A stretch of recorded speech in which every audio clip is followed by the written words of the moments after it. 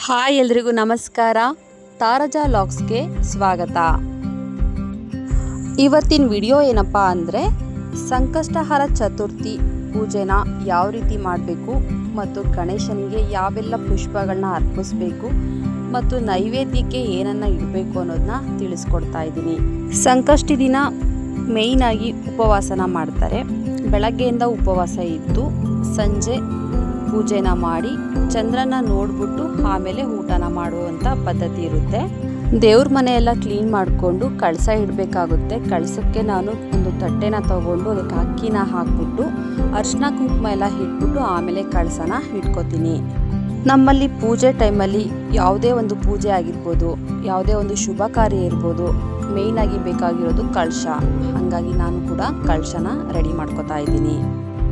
ಸಂಕಷ್ಟಿ ದಿನ ಆಲ್ಮೋಸ್ಟ್ ಎಲ್ಲರೂ ಉಪವಾಸನ ಮಾಡ್ತಾರೆ. ಉಪವಾಸ ಮಾಡೋಕ್ಕೆ ಸಾಧ್ಯ ಆಗೋವಂಥವ್ರು ಉಪವಾಸನ ಮಾಡಿ, ಆಗದೇ ಇರೋರು ಉಪವಾಸ ಮಾಡೋಕ್ಕೆ ಆಗದೇ ಇರೋವಂಥವ್ರು ಸಂಜೆ ಗಣೇಶನ ದೇವಸ್ಥಾನಕ್ಕೆ ಹೋಗಿ ಪೂಜೆನ ಮಾಡಿಸ್ಕೊಂಡು ಬರ್ಬೋದು. ಯಾವ್ದು ಬೇಕಾದ್ರೂ ಮಾಡ್ಬೋದು, ಅದು ನಿಮ್ಮ ಚಾಯ್ಸ್ ಆಗಿರುತ್ತೆ. ಕಳಶಕ್ಕೆ ನೀರು ಹಾಕಿ ಸ್ವಲ್ಪ ಅರಿಶಿನ ಕುಂಕುಮ ಹಾಕಿ ಒಂದು ಹೂವನ್ನ ಹಾಕ್ಬಿಟ್ಟು ಒಂದು ರೂಪಾಯಿ ಕಾಯಿನ್ನು ಏನಾದರೂ ಹಾಕಿದ್ರೆ ಆಯಿತು. ಮತ್ತು ಅದ್ರ ಮೇಲೆ ವಿಳೆದೆಲೆ ಅಥವಾ ಮಾವಿನ ಎಲೆನ ಇಟ್ಬಿಟ್ಟು ಒಂದು ಕಾಯಿ ಇಟ್ಬಿಟ್ಟು ಕಾಯಿಗೆ ನೀಟಾಗಿ ಅರಿಶಿನ ಕುಂಕುಮ ಇಟ್ಟು ಅಲಂಕಾರನ ಮಾಡಿಕೊಂಡು ಅದ್ರ ಮೇಲೆ ಒಂದು ಹೂ ಇಟ್ಟರೆ ಕಳಸ ರೆಡಿ. ಈ ಸಂಕಷ್ಟಹರ ಚತುರ್ಥಿ ವ್ರತವನ್ನು ಆಚರಣೆ ಮಾಡುವಂಥವರು ನಿಮ್ಮ ಸಂಕಷ್ಟ ಅಂದರೆ ನಿಮ್ಮ ಕಷ್ಟವನ್ನು ನೆನಪಲ್ಲಿ ಇಟ್ಕೊಳ್ತಾ ಪ್ರಾರ್ಥನೆಯನ್ನು ಮಾಡ್ತಾ ದೇವ್ರ ಹತ್ರ ಪ್ರಾರ್ಥಿಸುತ್ತಾ ಈ ಪೂಜೆನ ಮಾಡೋದ್ರಿಂದ ಆದಷ್ಟು ಬೇಗ ನಿಮ್ಮ ಕಷ್ಟ ದೂರವಾಗುತ್ತೆ ಅನ್ನೋ ನಂಬಿಕೆ ಇದೆ. ಪ್ರತಿ ತಿಂಗಳು ಕೂಡ ಸಂಕಷ್ಟಹರ ಚತುರ್ಥಿ ಬರುತ್ತೆ. ಆದರೆ ಯಾವ ತಿಂಗಳಲ್ಲಿ ಮಂಗಳವಾರ ಸಂಕಷ್ಟಿ ಬಂದಿರುತ್ತೆ ಆ ಮಂಗಳವಾರದಂದು ನಾವು ಸಂಕಷ್ಟಹರ ಚತುರ್ಥಿಯನ್ನು ವಿಧಿವಿಧಾನದ ಪ್ರಕಾರ ಚಾಚೂ ತಪ್ಪದೆ ಪಾಲಿಸಿದರೆ ನಮ್ಮ ವರ್ಷದ ಫಲ ಅಂದರೆ ಒಂದು ವರ್ಷ ಪೂರ್ತಿ ಮಾಡೋ ಸಂಕಷ್ಟಹರ ಚತುರ್ಥಿಯ ಫಲ ಆ ಮಂಗಳವಾರ ಮಾಡೋ ಪೂಜೆಯಲ್ಲಿ ನಮಗೆ ಸಿಗುತ್ತೆ. ಈಗ ಕಳಶನ ನಾನು ರೆಡಿ ಮಾಡಿಕೊಂಡೆ.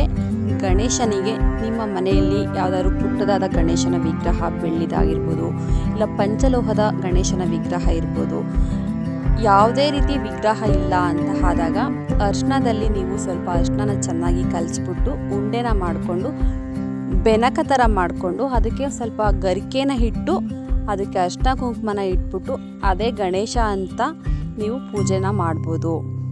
ಇಲ್ಲ ಅಂದರೆ ಹಳ್ಳಿ ಸೈಡು ಇರೋವಂಥವರು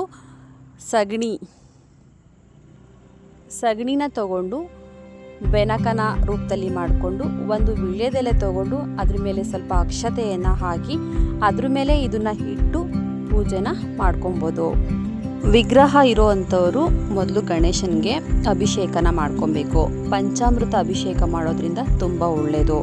ಪಂಚಾಮೃತ ಅಂದರೆ ಹಾಲು, ಸಕ್ಕರೆ, ಮೊಸರು, ಜೇನುತುಪ್ಪ ಈ ರೀತಿ ಮತ್ತು ನೀರು ಹಾಕಿ ಕೊನೆಯಲ್ಲಿ ನೀಟಾಗಿ ಅಭಿಷೇಕನ ಮಾಡಿಬಿಟ್ಟು ಅಭಿಷೇಕ ಮಾಡಿದ ನೀರನ್ನು ಯಾರೂ ತುಳಿದೇ ಇರೋವಂಥ ಜಾಗ ಅಂದರೆ ಯಾವುದಾದ್ರೂ ಒಂದು ಹಸಿರು ಗಿಡದ ಮೇಲೆ ಹಾಕಿದ್ರೆ ಒಳ್ಳೆಯದು. ಇದ್ರ ಜೊತೆಗೆ ನಿಮ್ಮ ಮನೆಯಲ್ಲಿ ದೇವ್ರ ಮನೆಯಲ್ಲಿ ಇನ್ನೂ ಬೇರೆ ಬೇರೆ ದೇವ್ರುಗಳ ವಿಗ್ರಹ ಇದೆ ಅಂತ ಹೇಳಿದ್ರೆ ಅದಕ್ಕೂ ಕೂಡ ಅಭಿಷೇಕನ ಮಾಡಿ. ಬರೀ ಗಣೇಶನಿಗೆ ಮಾಡಬೇಕಂತ ಏನಿಲ್ಲ, ಅವತ್ತು ನೀವು ಎಲ್ಲ ದೇವ್ರುಗಳಿಗೂ ಕೂಡ ಅಭಿಷೇಕನ ಮಾಡ್ಕೊಬೋದು. ಮನೆಯಲ್ಲಿ ಅಭಿಷೇಕ ಮಾಡೋದ್ರಿಂದ ತುಂಬ ಒಳ್ಳೆಯದು, ಒಂಥರ ಪಾಸಿಟಿವ್ ವೈಬ್ಸ್ ಅಂತಲೇ ಹೇಳ್ಬೋದು. ಪಂಚಾಮೃತ ಅಭಿಷೇಕದಿಂದ ಯಾವ ಫಲ ಸಿಗುತ್ತೆ ಅಂತ ನೋಡೋದಾದರೆ ಜಲಾಭಿಷೇಕ ಮಾಡೋದ್ರಿಂದ ಇಷ್ಟಾರ್ಥ ಸಿದ್ಧಿ ಆಗುತ್ತೆ. ಆದಷ್ಟು ಬೇಗ ನಮ್ಮ ಇಷ್ಟಾರ್ಥಗಳು ನೆರವೇರುತ್ತೆ ಅಂತ ಆಗುತ್ತೆ. ತುಪ್ಪದಿಂದ ಅಭಿಷೇಕ ಮಾಡೋದ್ರಿಂದ ಮೋಕ್ಷ ಪ್ರಾಪ್ತಿಯಾಗುತ್ತೆ. ಮೊಸರಿನಿಂದ ಅಭಿಷೇಕ ಮಾಡೋದ್ರಿಂದ ಸಂತಾನ ಭಾಗ್ಯ, ಮಕ್ಕಳ ಆರೋಗ್ಯ ಭಾಗ್ಯ ವೃದ್ಧಿಯಾಗುತ್ತೆ. ಜೇನುತುಪ್ಪದಿಂದ ಅಭಿಷೇಕ ಮಾಡೋದ್ರಿಂದ ಜ್ಞಾನ ವೃದ್ಧಿಯಾಗುತ್ತೆ. ಹಾಲಿನಿಂದ ಅಭಿಷೇಕ ಮಾಡೋದ್ರಿಂದ ಆಯಸ್ಸು ಹೆಚ್ಚಾಗುತ್ತೆ. ಅಭಿಷೇಕ ಎಲ್ಲ ಆದಮೇಲೆ ಗಣೇಶನಿಗೆ ಇಷ್ಟವಾದಂಥ ಹೂಗಳನ್ನ ಪುಷ್ಪಾರ್ಚನೆಯನ್ನು ಮಾಡ್ತಾ ಇದ್ದೀವಿ. ಗಣೇಶನಿಗೆ ಮೇಯ್ನಾಗಿ ತುಂಬೆ ಹೂವು ತುಂಬ ಶ್ರೇಷ್ಠವಾದದ್ದು. ತುಂಬೆ ಹೂವು ಮತ್ತು ಗರಿಕೆ, ಎಕ್ಕದ ಹೂವು ಗಣೇಶನಿಗೆ ತುಂಬ ಶ್ರೇಷ್ಠವಾದಂಥ ಹೂವುಗಳಾದ ತುಂಬೆ ಹೂ, ಎಕ್ಕದ ಹೂ, ಪಾರಿಜಾತ ಹೂ, ಕನಗಲ ಹೂವು, ಮೇಯ್ನಾಗಿ ಗರಿಕೆ, ಇಷ್ಟು ಗಣೇಶನಿಗೆ ತುಂಬ ಶ್ರೇಷ್ಠವಾದ ಹೂವುಗಳಾಗಿರುತ್ತೆ. ಗಣೇಶನಿಗೆ ತುಳಸಿನ ಇಡೋಲ್ಲ, ತುಳಸಿ ಪತ್ರೆನ ಗಣೇಶನಿಗೆ ಇಡೋದಿಲ್ಲ.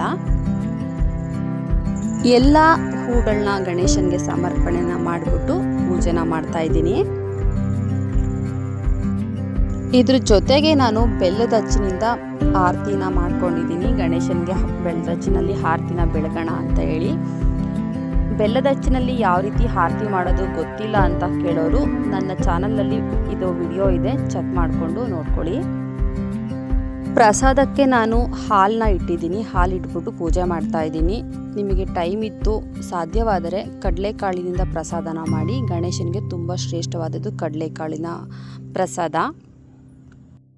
ಈ ರೀತಿಯಾಗಿ ಮನೆಯಲ್ಲಿ ಪೂಜೆನೆಲ್ಲ ಮುಗಿಸ್ಕೊಂಡು, ದೇವ್ರ ಮನೆಯಲ್ಲೆಲ್ಲ ಪೂಜೆ ಎಲ್ಲ ಮುಗಿಸ್ಕೊಂಡು ನಂತರ ದೇವಸ್ಥಾನಕ್ಕೆ ಹೋಗಿ ಗಣೇಶನ ದೇವಸ್ಥಾನಕ್ಕೆ ಹೋಗ್ಬಿಟ್ಟು ಗಣೇಶನ ದರ್ಶನ ಪಡೆದು ಅಲ್ಲಿ ಪೂಜೆನ ಮುಗಿಸ್ಕೊಂಡು ಮನೆಗೆ ಬಂದಾದಮೇಲೆ ಚಂದ್ರ ಕಾಣಿಸೋವರೆಗೂ ಉಪವಾಸನೇ ಇದ್ದು, ಚಂದ್ರ ಕಾಣಿಸಿದ್ಮೇಲೆ ಚಂದ್ರನ ನೋಡ್ಬಿಟ್ಟು ಉಪವಾಸನ ಬಿಡ್ತಾರೆ. ಆಮೇಲೆ ಊಟನ ಮಾಡ್ತಾರೆ. ಇದಿಷ್ಟು ಸಂಕಷ್ಟಾರ ಚತುರ್ಥಿಯ ವ್ರತ ಆಗಿರುತ್ತೆ.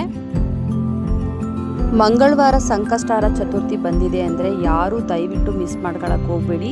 ಮಂಗಳವಾರ ಸಂಕಷ್ಟಾರ ಚತುರ್ಥಿ ಪೂಜೆನ ಮಾಡಿ. ಯಾಕಂದರೆ ಮಂಗಳವಾರ ಸಂಕಷ್ಟಿ ಮಾಡೋದ್ರಿಂದ ಒಂದು ವರ್ಷ ಪೂಜೆಯ ಫಲ ಸಿಗುತ್ತೆ, ಒಂದು ವರ್ಷದ ಪೂಜೆಯ ಫಲ ಸಿಗುತ್ತೆ. ಹಾಗಾಗಿ ಎಲ್ರಿಗೂ ಸಂಕಷ್ಟಹರ ಗಣೇಶ ಒಳ್ಳೆಯದನ್ನು ಮಾಡಲಿ. ಇದೇ ರೀತಿಯ ವಿಡಿಯೋಗಳಿಗಾಗಿ ತಪ್ಪದೆ ನಮ್ಮ ಚಾನಲನ್ನು ಫಾಲೋ ಮಾಡಿ, ಲೈಕ್ ಮಾಡಿ, ಶೇರ್ ಮಾಡಿ ಮತ್ತು ಕಮೆಂಟ್ ಮಾಡಿ. Thank you.